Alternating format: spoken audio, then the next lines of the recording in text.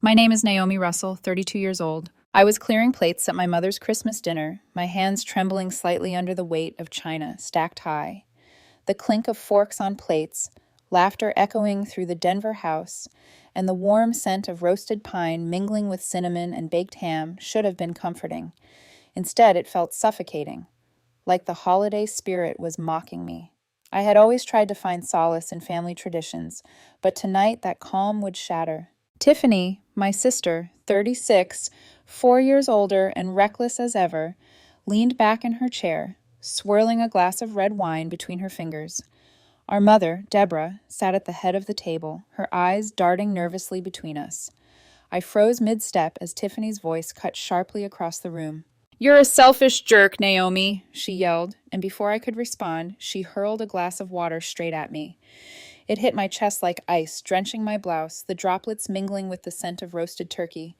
The room fell silent, the only sound the water splattering against the hardwood floor.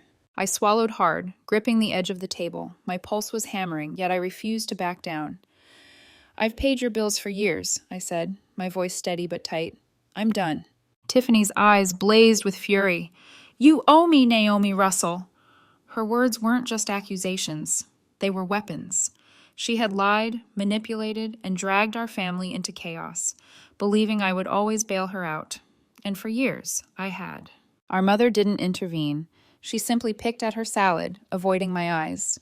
Deborah had always put Tiffany on a pedestal, excusing every mistake, every gamble, every lie. I, on the other hand, had been the one paying the mortgage, clearing credit card debts, and silencing my own dreams to hold this family together. That night, with my blouse sticking to my skin and the taste of iron in my mouth from the water, I realized I couldn't stay. I didn't know where I would go, but I couldn't remain a hostage to Tiffany's chaos any longer. I grabbed my coat and drove straight to Gregory Lane's apartment. Gregory, 33, a lawyer and my friend since college, had always been calm in the storms of my life, cutting through the noise when everyone else floundered. When I arrived, still shivering, he handed me a towel and poured a steaming mug of coffee. "Spill it," he said, eyes steady, unreadable. I told him everything. The $35,000 Tiffany demanded, the years of bailing her out, my mother's endless excuses, and the glass of water. I also mentioned the nagging suspicion that Tiffany might have crossed an even darker line. Weeks ago, a debt collector had called about a credit card I didn't open. At the time, I had brushed it off, but now, in the chaos of dinner, I wasn't so sure. Gregory listened silently, then leaned forward. "Naomi, she's been using you. You're not her ATM." The words stung, but they were true. For years, I had believed helping my family was love, only to realize it had become my prison. Lying on his couch that night, the echoes of Tiffany's accusations rang in my ears. "You owe me?" The more I thought about it, the angrier I became. Years of my savings, my time, my dreams sacrificed, and she repaid me with a splash of water. The next morning, fueled by both anger and clarity, I called the debt collector. My hands shook as I dialed, each ring amplifying the dread in my stomach. "This is Naomi Russel," I said, voice barely steady. The woman on the other end rattled off details of a credit card opened in my name, maxed out at $8,000, registered to an old address of mine. My stomach churned. The timing lined up perfectly with when Tiffany had sweet-talked me into a small loan to get her life together. She wasn't just desperate, she was stealing my identity. I sped to Gregory's office, mind racing. He ushered me into a private room, eyes narrowing as I laid everything out. The card, the timing, the address. "Naomi, this is straight-up fraud," he said, voice low and serious. "We need to pull your credit report, check for other accounts, and build a case. This isn't just a mistake." Back at my apartment, I combed through my bank statements, trembling with each suspicious transfer. Money siphoned off to casinos Tiffany frequented, to sketchy loan companies she casually mentioned. Evidence was piling up. Not just one card, but multiple fraudulent accounts. Years of deception laid bare in black and white. That evening, my mother called. "Naomi, we need to talk about your sister," she said, her tone dripping with guilt.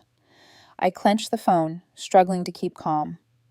"Mom," she demanded $35,000 and threw water in my face, I said. and now I know she's committing fraud. There was a pause, then Deborah sighed. She's had it rough. She's not perfect, but she's your sister. Can't you just move past this? The words cut deep. Family doesn't steal from you, I thought. Family doesn't let you drown to save someone else's lies. I hung up, hands shaking but heart stealing. For years, I had been the glue holding my family together, sacrificing myself while they watched. Not anymore. I started organizing the evidence: bank statements, screenshots of texts, a pattern of lies and manipulation spanning years. Somewhere between anger and despair, I felt a shift. I wasn't just reacting anymore, I was preparing to fight back. Naomi Russel was done being used. The next morning, sunlight cut across Gregory's office, sharp and clear, almost like a spotlight on the mess I was about to untangle. I sat across from him, a thick folder of statements, emails, and suspicious transactions in front of me, my hands clasped tightly. My pulse was still racing from the night before, the memory of Tiffany's cold smirk, and the splash of water fresh in my mind. Let's start from the beginning, Gregory said, pen poised. Every payment you've made for Tiffany, every loan, every credit card, every time she begged for money. Write it down. I nodded, hand shaking as I scribbled page after page. Each entry was a dagger in its own way, a reminder of how much I'd sacrificed, how often I'd swallowed my dreams to cover her chaos. And now I saw the pattern for the first time, the system Tiffany had built to manipulate me. She wasn't just desperate, she was methodical. When I called the first debt collector, my voice barely audible, I felt a pit open in my stomach. The woman on the line rattled off details of a credit card in my name, opened 2 years ago, maxed out at $8,000, tied to an old address of mine. My stomach dropped. That was the same year Tiffany had sweet-talked me into giving her a small loan. Coincidence? No, it was calculated. Gregory leaned back, eyes narrowing. This is just the tip of the iceberg. We need to check for other accounts, cross-reference every payment, every card, every suspicious transfer. She's counting on you not noticing. Over the next few days, I became obsessive. I printed bank statements, logged every transfer, every unexplained withdrawal. One went to a casino Tiffany frequented, another to a loan company with a name I barely recognized. There were at least 2 fraudulent cards in my name, maybe more. Each discovery was like a punch in the gut, but also fuel. The more I uncovered, the angrier I became, not just at Tiffany, but at myself for letting this happen. I had been so desperate to protect my family that I had ignored the warning signs, rationalized her behavior, convinced myself it was love. Love, it turned out, had a very bitter price. Gregory was patient, precise. Don't confront her yet, he warned. Get proof first. She's smart, and she'll lie, manipulate, charm her way out. We need airtight evidence. I nodded, though every fiber of my being screamed at me to storm Tiffany's apartment and demand answers. Instead, I organized. Screenshots of texts where she promised repayment, forged loan agreements, transfers to accounts I didn't recognize. Every piece was a testament to her manipulation, a paper trail of betrayal. And yet, beneath the rage, I felt a flicker of sorrow. For all her lies, I still remembered the sister I once adored, the one who laughed at inside jokes, who cried when life was cruel, but that Naomi was gone, replaced by someone who had spent years lying while smiling. One evening, I sat alone at my kitchen table, the folder of evidence spread out like a battlefield map. My hands shook, but I felt something else rising inside me: control. For the first time in years, I wasn't just reacting. I was planning, preparing, reclaiming. The shadows in the apartment lengthened as night fell. I imagined the confrontation ahead, the moment I would have to face Tiffany and Deborah with the truth. Anxiety and determination tangled in my chest. I knew the path forward wouldn't be easy. There would be tears, shouting, maybe even broken ties. But the alternative, continuing to be used, robbed, and silenced, was no longer acceptable. Gregory broke the silence. Naomi, if we do this right, you can protect yourself and finally end this. But it will get messy. Family will hate you. She will fight back. Your mother will try to guilt trip you. Are you ready for that? I stared at the evidence, my jaw tight. Her smirk, the lies, the water in my face, all of it. I'm ready, I said, voice firmer than I felt. No more hiding, no more excuses. Whatever it takes, I'm ready. And with that, the first step toward exposing the web of lies Tiffany had spun in my life was set in motion. Days blurred together as I immersed myself in the mess Tiffany had created. My apartment became a war room. Statements spread across the kitchen table, screenshots taped to the wall, bank transfers highlighted in frantic pink and yellow markers. Each detail was a betrayal, a calculated deception, and I couldn't look away. I had spent years cleaning up her messes, and now I was uncovering the full extent of her manipulation. Gregory arrived each morning with his calm, analytical presence, guiding me through the chaos. "Check every statement, every withdrawal," he said, flipping through the documents. "This is the proof we need. She's counting on you not noticing. Don't let her win." I nodded, but inside I was seething. The more I found, the angrier I became. A small transfer to a casino in Las Vegas. Another to a payday loan company I'd never heard of. Forged loan agreements with my name, signed with Tiffany's careful hand. Evidence of 2, maybe 3 fraudulent credit cards in my name. And through it all, the cruel thread of her lies, sweet words, promises of repayment, tears on my shoulder. Every "I'll fix this" had been a lie. At night, I stared at the evidence, my chest tight, hands shaking, anger warred with guilt. Could I really take my sister to court? Tear apart the family we'd been trying to hold together? I remembered the water in my face, the cold smirk, my mother's silence, and I realized I had already been destroyed by their deceit, and now I had a choice: to continue being their victim or to fight back. One particularly late evening, I found a transfer that made my stomach knot. $2,500 sent to a casino Tiffany had bragged about, wrapped in a text claiming she needed help paying bills. I slammed the table, scattering papers to the floor. I could feel the rage building, hot and sharp. This wasn't just stealing, it was betrayal on every level. Gregory didn't flinch. "It's a pattern," he said, flipping through my notes. "She's systematic, methodical, and she's counting on your hesitation. That's why we document everything." I wanted to scream, to confront Tiffany right now, to throw the folder at her and demand answers. But I knew better. Gregory's voice anchored me. Evidence first, confrontation later. Trust the process. Even as I organized the files, I found myself reflecting on the past. Tiffany as the sister I loved, the one I had trusted. I remembered her laughter, her tears, the way she confided in me when the world felt cruel. And then I remembered the manipulation, the lies, the gambling debts, the water in my face. It was all there in the evidence.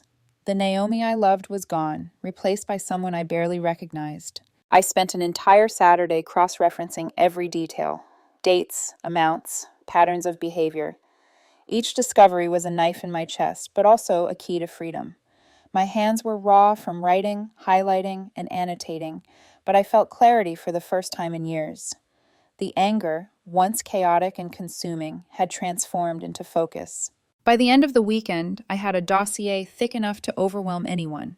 Every fraudulent card, every deceptive transfer, every text and promise Tiffany had made was meticulously documented. My heart ached, not just with betrayal, but with the weight of the choices ahead.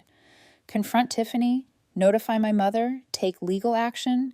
Each path promised pain, but inaction was no longer an option. As night fell, I sat back and stared at the files. A subtle chill crept through the apartment, the shadows long and sharp. I realized something unsettling. This wasn't just about money. It was about trust, loyalty, and the toxic patterns I had allowed to define my life. And for the first time, I understood the truth. If I didn't act, nothing would change. I picked up my phone and dialed Gregory.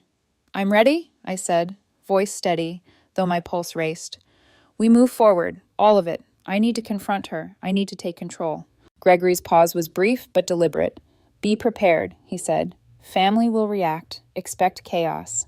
But this is your power. You've earned the right to stand your ground." I hung up, my hands trembling not with fear, but with determination. The Naomi who had been used, lied to, and silenced was gone. Naomi Russel, 32 years old, was ready to fight, not just for her money, but for her life. Saturday evening, the suburban streets glowed under the amber streetlights as I pulled into Deborah's driveway. The folder of evidence rested on my lap, heavy with years of betrayal, lies, and stolen trust. Gregory sat beside me, calm as ever, but I could feel his awareness, the subtle tightening of his jaw, knowing what was about to unfold. The moment I knocked, the familiar wariness appeared on Deborah's face. "Naomi, what's going on?" she asked, her voice clipped but nervous, eyes darting to Gregory. "We need to talk," I said, stepping inside. Every step felt weighted with purpose. Tiffany lounged on the living room couch, her phone in hand, her eyes narrowing as she recognized me. "What now, Naomi?" she said, her tone dripping with sarcasm, masking the flicker of unease I caught in her eyes. I set the folder on the coffee table. No lectures, just the truth. I opened it, spreading the documents in front of them. Credit reports, bank statements, forged loan agreements, screenshots of texts. My voice was calm, deliberate. "Tiffany, you've been opening credit cards in my name. $8,000, $5,000, fake loans. Every time you asked for money, every time you swore you'd pay me back, you were lying." Tiffany froze for a fraction of a second. Then she laughed, brittle and sharp. "Stealing? You're so dramatic, Naomi. I was going to pay it back." "Pay it back?" I snapped, the anger I'd restrained for weeks spilling over. "You've been lying to me for years, Tiffany, using my name, my credit, my life to fund your gambling. How is that not stealing?" Deborah stepped forward, hands raised. "Naomi, calm down. She's struggling. You don't need to attack her like this." I turned to my mother, voice rising with hurt and frustration. "Mom, she's committing fraud. She's destroying my life, and you still defend her?" Tiffany jumped up, red-faced. "You think you're so perfect, Naomi, always playing the martyr, acting like you're better than me." I pointed at the folder. "Better? Maybe. But at least I don't lie, cheat, and manipulate to get my way. Look at this. Bank statements, forged loans, text messages, all of it in your name, Tiffany, and I'm done letting you use me." For a moment, I saw panic flash across her face, but she quickly replaced it with defiance. "You're really going to turn on your own sister? You'll destroy this family, Naomi." Deborah grabbed my arm, her voice low and pleading. "Naomi, stop this. We can work it out. Don't do something you'll regret." I pulled away, chest tight. I'm not the one who should regret anything. "Tiffany, you fix this. Mom, you've let her get away with it for years. I'm done being the one who pays." Tiffany's lips curled in a smirk, a last attempt to undermine me. "You're overreacting. You always overreact." I shook my head, heart pounding. "No, this is reality. You've lied, you've stolen, and I won't stay silent anymore." The room was thick with tension, silence punctuated only by the rustling of papers and the shallow breaths of my mother, torn between loyalty and shock. Gregory stepped forward, calm but firm. "Tiffany, the evidence is clear. You've committed fraud. Naomi is filing a report, and this could lead to charges." Tiffany's eyes widened, desperation flickering as she turned to Deborah. "Mom, you can't let her do this. I'm your daughter." Deborah hesitated, face crumpled with guilt. "Naomi, you're going too far," she said, voice wavering. I shook my head, throat tight. "Family doesn't steal from you. Family doesn't let you drown to save someone else's lies." For the first time, I saw my mother falter, her eyes filled with tears. Then, in a twist I hadn't expected, she turned to Tiffany. "Why didn't you tell me? How could you do this to Naomi?" Tiffany's face cracked, momentarily human, her bravado slipping. I didn't mean to hurt anyone," she muttered, but it sounded hollow. I didn't wait for excuses. "I'm filing the fraud report. This ends now."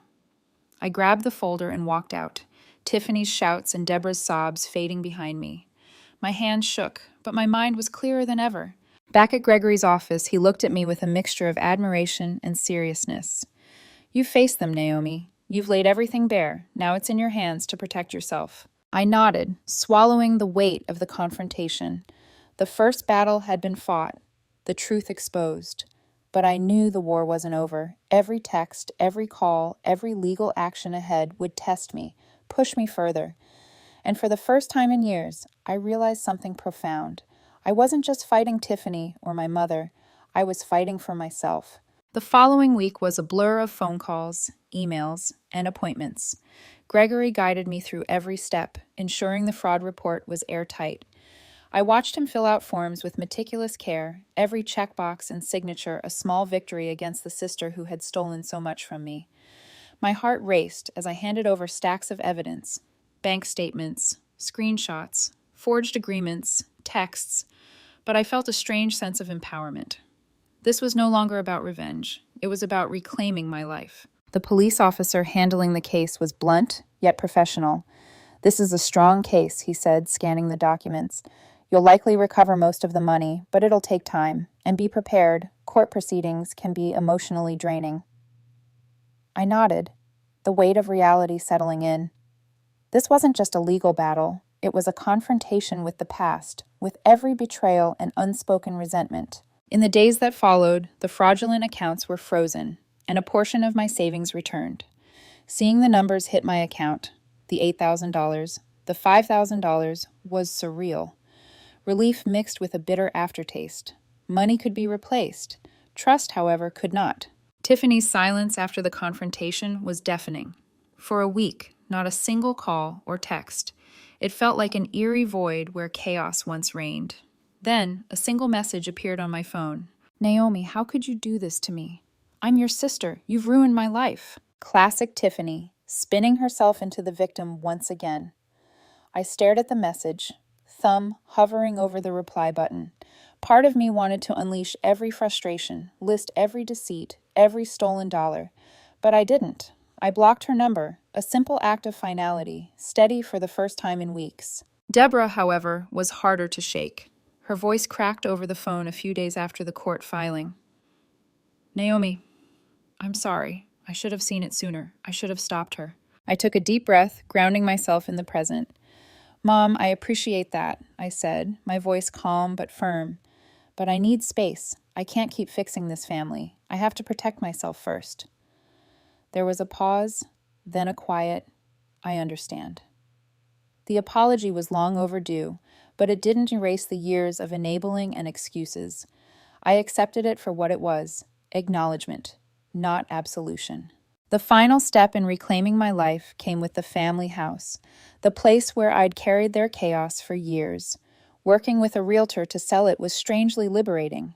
Every visit, every signature, every decision to move forward was a small act of reclaiming autonomy. When the house sold within weeks, I split the proceeds with Deborah, sending her a check with a short note. "This is for you to start over. I'm doing the same."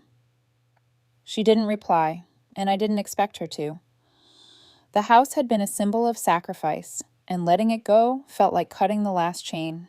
Portland became my refuge, a city alive with possibility.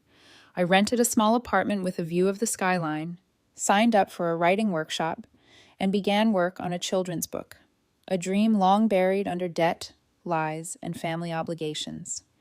Each word I wrote felt like reclaiming a piece of myself. The first few weeks were quiet, almost painfully so. No calls, no texts, no demands.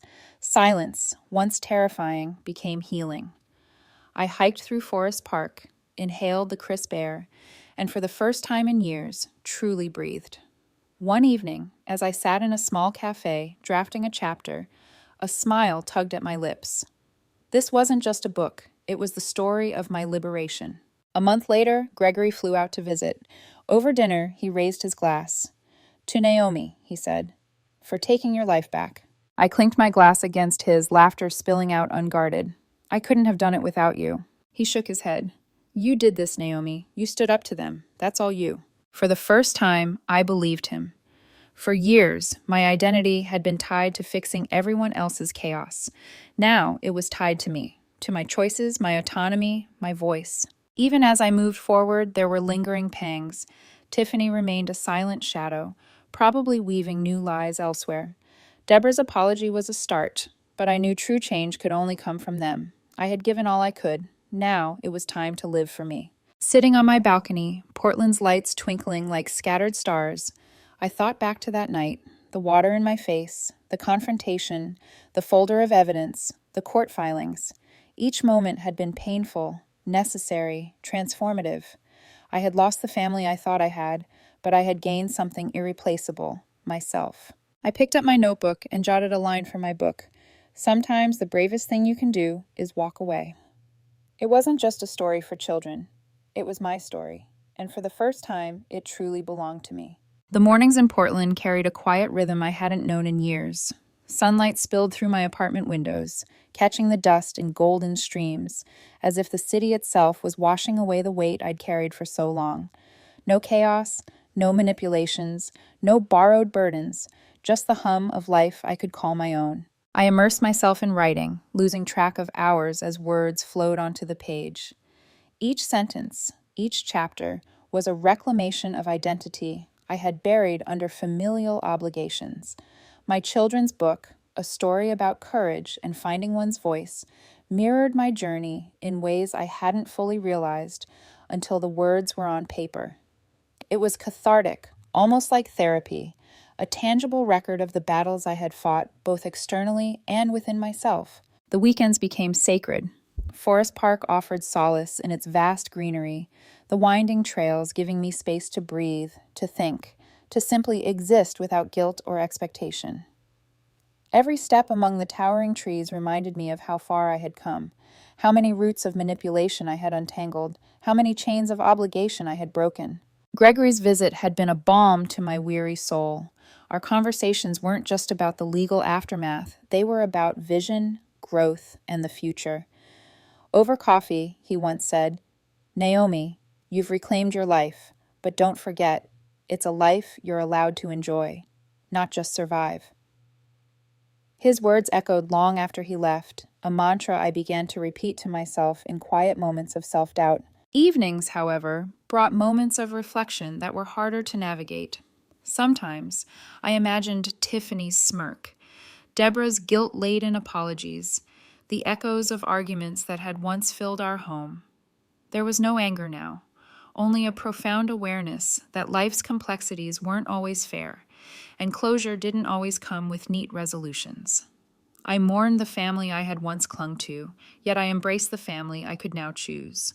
The friends, the mentors, the community I was building around me. One afternoon, as I sorted through boxes of items I had carried from Denver, I found a small photograph tucked behind an old notebook. It was Tiffany and me as children, smiling with our arms around each other, innocent and untainted by the years of conflict. I felt a pang of nostalgia, a bittersweet ache that reminded me love and betrayal can coexist in the same heart. I didn't dwell long. Instead, I placed it in a frame, a reminder of my past, not a tether to it. I started exploring Portland beyond the familiar streets, discovering cafes, galleries, and small bookstores where the owners greeted me by name. Life was unfolding slowly, deliberately, and I realized that freedom wasn't just the absence of betrayal, it was the presence of choice. I could choose joy, curiosity, and growth. I could build a life that reflected my values, my dreams, my voice. Occasionally, Deborah's voice would appear in a voicemail or text, tinged with guilt and tentative apology. I listened, acknowledged, but I didn't respond immediately.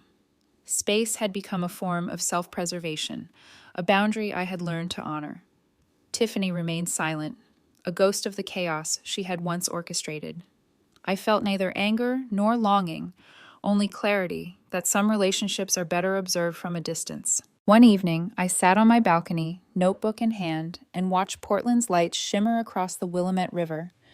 A soft breeze carried the scent of rain and distant coffee shops, grounding me in the present. I wrote, "The past shapes us, but it doesn't define us. Every step away is a step toward who we're meant to become." It was a quiet, unassuming revelation.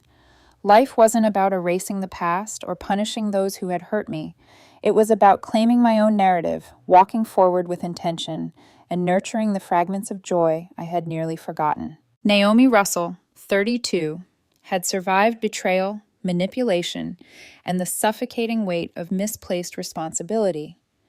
But more importantly, she had discovered herself, her voice, her strength, and the courage to live authentically. And as night fell over Portland, the city's lights flickering like scattered stars, I smiled. Not because the past was gone, but because the future, for the first time, was fully mine. The months that followed in Portland felt like a slow, steady exhale. I settled into routines that were entirely my own: morning runs along the river, afternoons in quiet cafes, evenings with my notebook and a cup of chamomile tea. Each day was a reaffirmation that I no longer lived to manage someone else's chaos. The apartment, the city, the life I was building, they were mine. Every choice, every step, was a declaration of independence. One afternoon, I received an unexpected envelope at my door. My name, neatly printed, carried the weight of curiosity and dread. Inside was a letter from Tiffany. The handwriting, familiar yet shaky, immediately brought back a swirl of memories, anger, betrayal, and the faintest trace of nostalgia. I opened it carefully. Naomi, I don't expect forgiveness. I only want you to know I'm trying to fix myself. The fraud, the lies, they were wrong. I'm getting help. If someday we can rebuild, I'll understand if you can't. I sat down, the letter trembling in my hands. A part of me wanted to scream, to throw it away, to erase even the thought of her.